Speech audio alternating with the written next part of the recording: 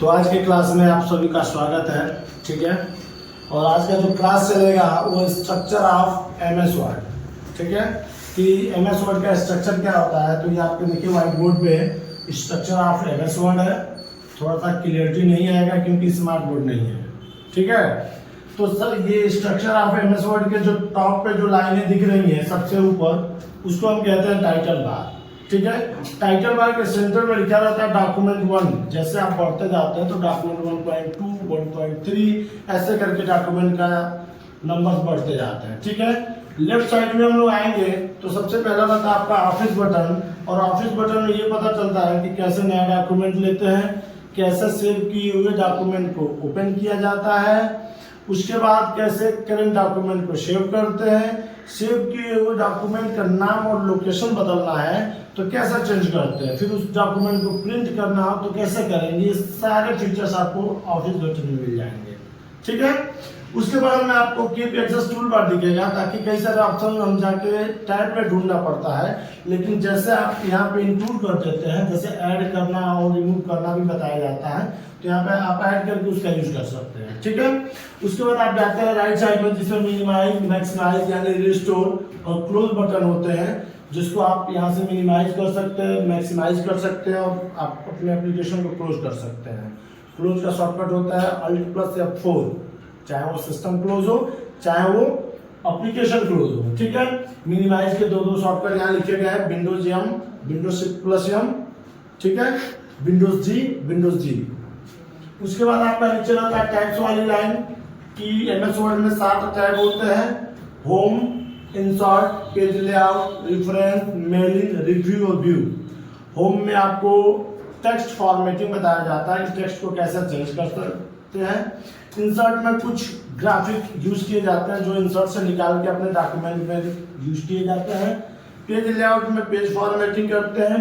Reference में हम table of content बनाते हैं ताकि अगर अपना डॉक्यूमेंट ढूंढना है कि कौन सा टॉपिक इस पेज पे लिखा गया है तो वहाँ डायरेक्ट चले जाएंगे। मेलिंग में आपको एक साथ अनेकों लोगों का मेल क्रिएट करना बताया जाता है। और रिव्यू में आपको बताया जाएगा कि कैसे अपने डॉक्यूमेंट को पुनः देखेंगे और व्यू में फाइनल आपका डॉक्यूमेंट बन जाता है। ठीक है, उसके नीचे आपके सारे देखिए जितने भी ये टूल्स दिख रहे हैं, टूल बार कहते हैं, ये सारे होम टैब के हैं। और होम टैब में आपके 5 ग्रुप होते हैं: क्लिपबोर्ड, फोन, पैराग्राफ, स्टाइल और एडिटिंग। और जितने भी टूल्स होते हैं अलग अलग ग्रुप में डिफाइन किए गए होते हैं। जस्ट उसके नीचे आते हैं तो हॉरिजॉन्टल रूलर होता है, और रूलर का मतलब होता है मापन। ठीक है, और हम यहाँ पे मापते हैं कि हमें पेज में कहाँ से कहाँ तक लिखना है। तो जो पेज का साइज होता है वो A4 साइज का होता है, तो 1 इंच ऊपर, 1 इंच राइट, 1 इंच लेफ्ट और 1 इंच बॉटम में छोड़ दिया जाता है। उसके बाद आप देखेंगे कि इधर आपका वर्टिकल रूलर रहता है जो ये भी पेज को सेट कर देता है। नेविगेशन पेन में हम लोग थंबनेल्स दिखाते हैं अपने डॉक्यूमेंट का। उसके बाद आप देखेंगे पेज पे ब्लिंक करता हुआ लाइन दिखेगा जिसको हम इंसर्शन पॉइंट कहते हैं। ठीक है, उसके बाद आपका टोटल पेज डॉक्यूमेंट एरिया है जिसमें आप अपना डॉक्यूमेंट क्रिएट करते हैं। और जस्ट बॉटम में जो भी स्ट्रक्चर के बॉटम में आता है तो आपका स्टेटस बार होता है। और जो भी आप लोग स्टेटस लगाते हैं तो अपना दिनचर्या बताते हैं, सेम वही चीज होता है कि यहाँ पे स्टेटस बताता है कि डॉक्यूमेंट में क्या क्या चीजें लिखी गई हैं। जैसे कि आपने डॉक्यूमेंट बनाते समय कितना पेज लिए हैं, कितने वर्ड लिखे गए हैं।